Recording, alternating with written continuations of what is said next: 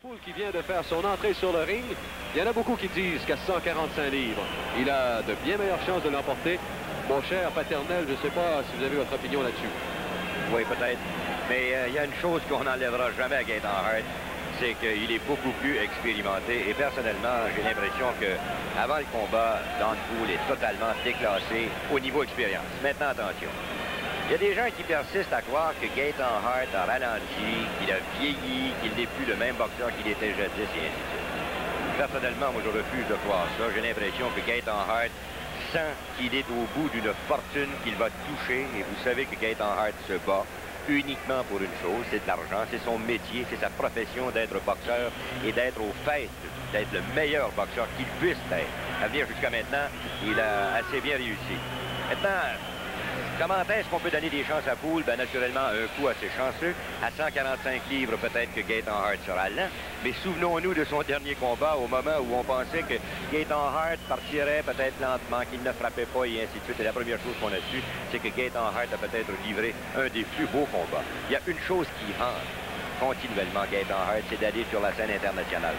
Encore là, il y a des gens qui rient, qui disent « Bah, il n'y a aucune chance de gagner, ce pauvre Hart, et ainsi de suite. » Il l'a dans sa tête, et je pense qu'on doit laisser à tout homme la chance de réaliser un rêve. Et voici maintenant Gaétan Hart. Et il y a quelque chose aussi qui m'a frappé au cours de la dernière semaine. Il y a beaucoup de gens qui s'intéressaient plus ou moins à la boxe, mais qui semblent, en tout cas, je ne sais pas si c'est par le fait de regarder les soirées de boxe qu'on leur présente à TVSQ 31, mais commencent à s'intéresser de plus en plus. Et il y en a qui me disaient, ben écoute, Gaétan Hart, je ne sais pas, moi, sur la scène internationale, il est pas mal vieux pour ça. N'oubliez pas une chose, Gaétan Hart n'a que 28 ans. Il y en a beaucoup qui pensent que c'est un gars qui a 34-35 ans, mais non. Gaétan Hart a tout simplement 28 ans. Alors, ce n'est peut-être pas l'âge le plus jeune pour les boxeurs, mais c'est loin d'être le plus vieux. Et dans le fond, Jean-Paul, qu'est-ce qu'on peut reprocher à Gaétan Hart? D'avoir été mis KO par Aaron Pryor. Et Claude Noël, mais peut-être dans le cas de Noël, à ce moment-là, celui-là, j'ai été un petit peu surpris parce que je pensais pas que Noël aurait terrassé Hart aussi rapidement. Oui, mais Noël est devenu champion du monde. Exactement, par la suite et ainsi de suite. Mais je pensais que Hart avait un petit peu plus de chance contre Noël. Après tout, s'il y avait une chance de gagner, c'était contre Noël. Mais contre Aaron Pryor, d'avoir perdu par KO, je pense que c'est normal, puisque la plupart des boxeurs, pas la plupart, la presque totalité des boxeurs qui ont affronté Aaron Pryor se sont retrouvés, les deux faces sur le tapis de l'arène. Et d'ailleurs, pour les amateurs de boxe, je pense que c'est à ne pas manquer. Ça s'en vient, je pense, au mois de novembre. Et c'est un combat entre Aaron Pryor et Alexis Arguello. Oh, ça, c'est mon boxeur préféré. Oui. Alors, pour l'instant, écoutons les présentations officielles. Et la bourse Molson de 500 $ seront présentées dans quelques instants. Entre-temps, j'inviterai le champion canadien des poids mi-moyens à monter dans l'arène, s'il vous plaît, le malchanceux Mario Cusson. Mesdames, Messieurs, Mario Cusson, the Wonderweight Canadian Champion, the Bad Lucky Mario Cusson. On est en train de présenter, Jean-Paul, des personnalités, Mario Cusson. Des mi-moyens. Oui, c'en est un autre que j'ai rencontré ce midi. Évidemment, très déçu de ne pas boxer ce soir. De ne pas boxer depuis le mois d'avril. Quand on dit que ces gars-là ne boxent pas, vous savez qu'il devait toucher aux alentours de 15 000 $. Ça veut dire que ce gars-là n'a pas touché un sou de salaire. Depuis le mois d'avril. Depuis le mois d'avril. Essayez de faire ça. Dans la période économique actuelle. Exact. C'est de vivre maigre, ça, réellement. Ouais. Les membres du jury. Et là, c'est le trophée Canpax. Qui est composé de Louis Chotti. Pour m'en remettre. J'ai hâte de voir avec qui. Dino Clavet. Pour les médias, Robert Dupuis du poste. Oh, c'est tellement possiblement lui qui avait l'adversaire le plus coriace. Oui, Dino Clavet qui nous est arrivé. Je pense que c'est un choix unanime. Et si c'est Dino Clavet, ça va faire bien plaisir à beaucoup de gens ici. $500, by the way. Le vainqueur, Dino Clavet. Voilà, ok, d'accord. Excellent choix. Je pense qu'il le mérite. C'est extrêmement difficile. Comment les deux frères Hilton et Dino Clavet, comment dire celui qui a le plus brillé? C'est que dans le cas de Clavet, on ne savait pas exactement ce qui était. Savard l'a atteint solidement au premier round. En tout cas, en début de combat, c'est comme ça qu'il s'est vidé. D'ailleurs, Pierre Savard. Et si vous êtes capable de me dire que ce gars-là a le visage d'un boxeur, ben moi, là, j'y perds mon latin. Sans même à Jean-Paul Champagne, c'est comme ça. Ben oui, en plus jeune un petit peu, par exemple. Oui. ne veut pas dire que Jean-Paul Champagne a l'air vieux, là, mais il faut dire quand même que Clavet n'a que 20 ans. Regardez même patience. Ouais. Richard Dubreuil. Alors voilà, de gauche à droite, on a Mario Cusson, Henri Spitzer, Dino Clavet et M. Dubreuil. Mesdames, Messieurs, Dino Bon ami de la voix. Clavet. Et je suis quand même étonné, et heureusement étonné en plus là, que Clavet ait autant de partisans ici ce soir. Alors ça prouve que les gens, évidemment il y a beaucoup de membres de sa famille et de ses amis, mais les gens ont quand même connu Dino Clavet sûrement par les galas de boxe amateur. Oui, ben, il allait tellement bien chez les amateurs, Jean-Paul, qu'il a eu l'occasion de le côtoyer, toi, beaucoup plus que moi. Hein? J'ai eu l'occasion de lui parler, moi, quelques fois. Il m'a toujours assez impressionné. C'est un vrai professionnel dans le fond du mot. C'est-à-dire que maintenant, même s'il en est à son premier combat professionnel, il était déjà un bon professionnel. Il y a quelque chose qui se passe du côté de Gaétan Hart. Il y a un petit peu de chicane là, entre les hommes des deux côtés, les hommes de Poole qui ont décidé quelque chose, je pense. Je ne sais pas si c'est au bandage ou au gant de Gaétan Hart. Et l'arbitre Guy Jutras est là présentement. Ça, c'est moins évident. Hein? Jutras qui... On va aller avec la caméra, je pense qu'on est capable d'aller jusque-là. On est là. Gironde chez les mi-moyens. Notre ami Jackie. One of the main event, 10 rounds, welterweight division. Dans le coin rouge de Montréal, pesant 144 livres, point 4. In the red corner from Montreal, at 144 pounds, point 4, Danny Poole.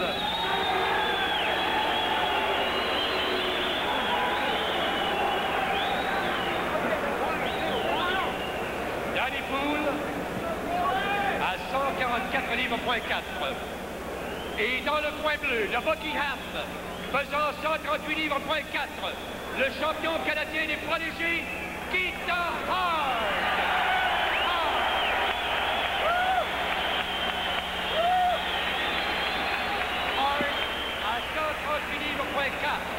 Hart at 138 pounds, point 4.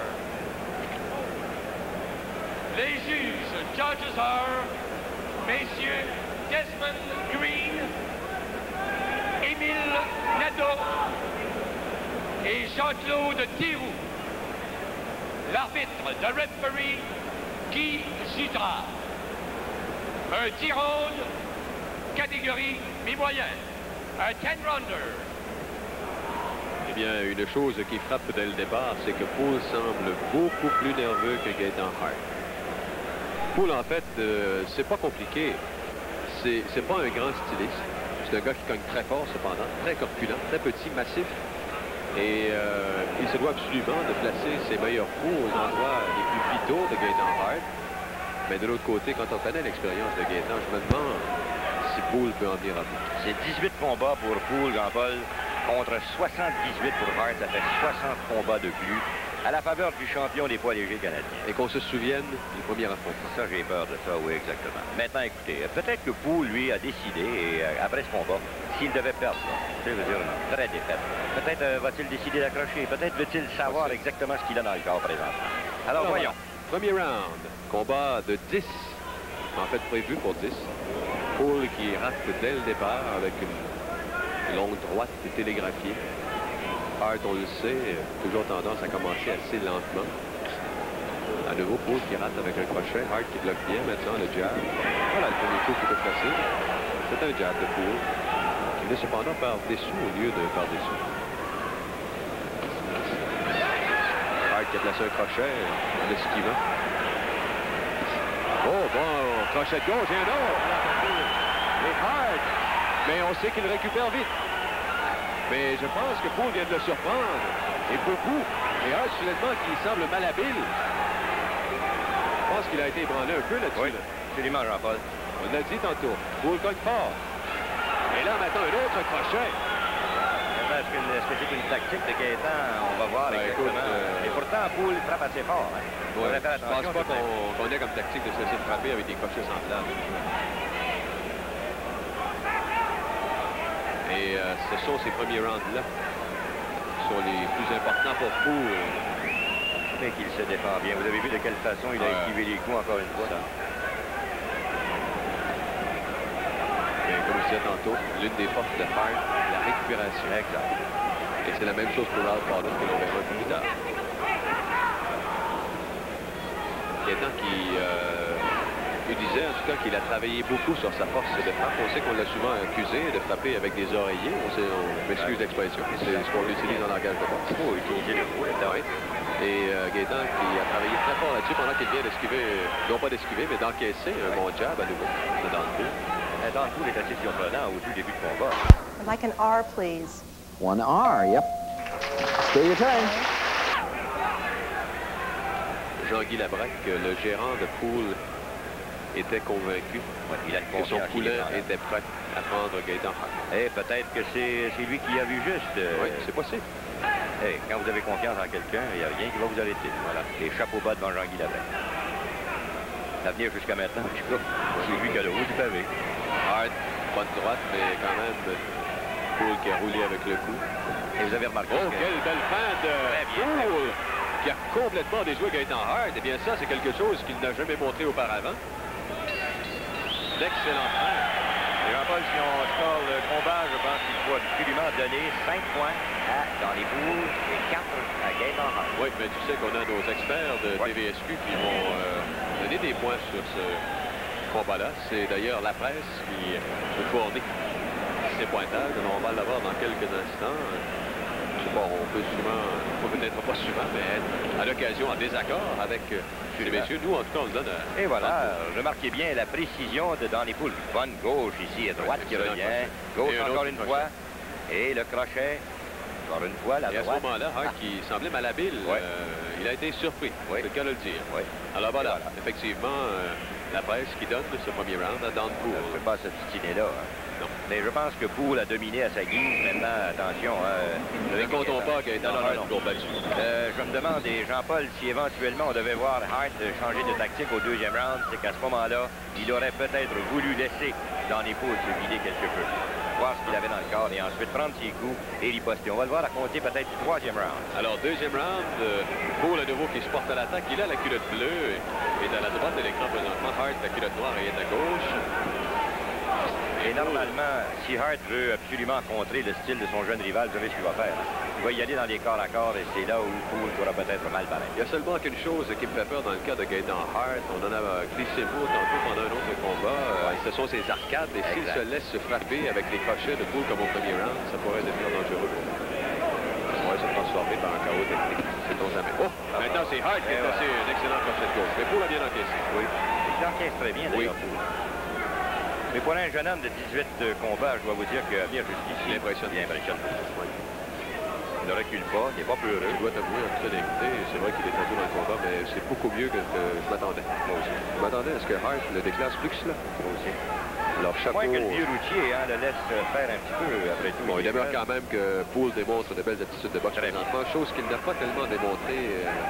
On savait qu'il avait une phase de frappe, qu'il était solide, qu'il était bon encaisseur, mais qu'il savait boxer son honnêteté. Il y a deux choses qu'il faut lui donner.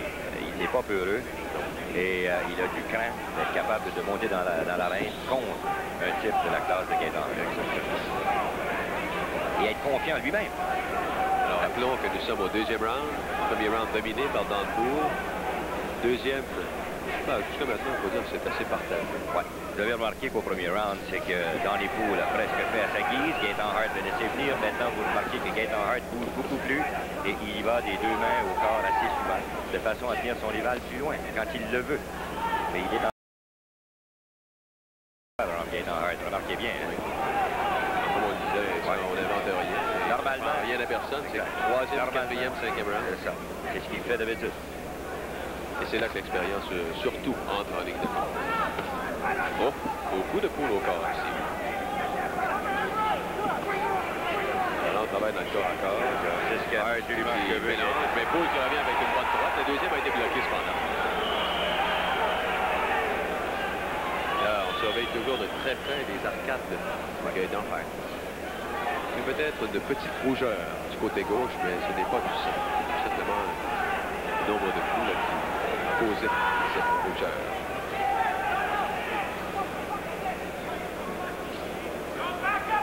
Deuxième round, beaucoup plus calme.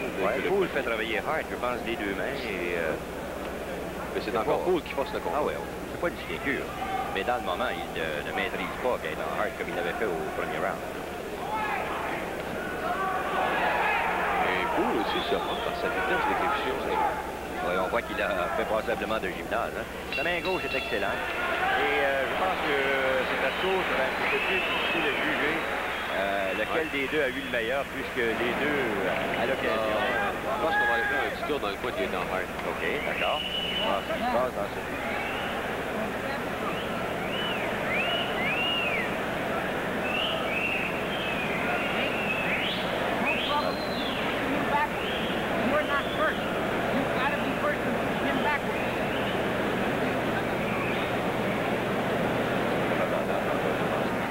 Today could be your third win. There's a couple over here going to try to prevent that from happening. Fighting backwards. Oui, alors on disait, je pense, d'y aller le premier, de ne pas attendre que dans le coup. Non, c'est ça, c'est exactement. Mais je pense que c'est au troisième round. D'habitude, c'est ce que fait Gaetan Hart. Et je pense qu'il a laissé à son rival la façon d'établir son tempo. C'est une bonne décision, encore une fois, 5-4. Oui, parce que, comme on disait tantôt, ça a été assez bien partagé. Cependant, c'est Poole qui a passé le combat. Alors voyons maintenant si la tactique de Hart va commencer à ce troisième round. Voilà. Une chose que Poole faisait auparavant, qu'il n'a pas démontré encore ce soir, et c'est tant mieux pour lui. Auparavant, il sautait pour aller porter ses coups, alors que là, beaucoup plus stable. Et regarde, Gaetan Hart vient de commencer à danser, Jean-Paul. C'est ça. Poole, quand même, qui est les deux assez mains mobile aussi. Ouais, mais les deux mains de Poole continuent à travailler. C'est fort intéressant. Mais là, t'as vu, hein, la contre-attaque de Hart a empêché à complètement annihiler cette attaque de Poole. Et c'est ça de l'expérience. Au lieu d'attendre d'avoir des coups et ensuite de répliquer, c'est de foncer avant de même que le coup arrive. Les deux boxeurs portent les mains hautes. Ça, c'est intéressant. C'est une belle bataille jusqu'ici. Et à venir jusqu'ici, Donnie Poole me surprend énormément. Ouais. Agréablement, je devrais dire. Alors, ce qui serait dommage, dans le fond, c'est qu'avec des attitudes comme ça, qu'ils perdent ce combat-là et qu'on ne revoit plus. Bonne droite qu'il vient de passer, là, Jean-Paul. Ça peut être pas paru, mais vous avez vu Gaétan. Il vient d'en placer une et immédiatement la réplique avec crochet de gauche de Poole. Mais on se ménage pas. On commence à sortir les moulinets, là, Jean-Paul. Et là, dans le coin de Hart, on pense que Poole est amoché un peu. On demande à Gaétan de foncer sur Poole.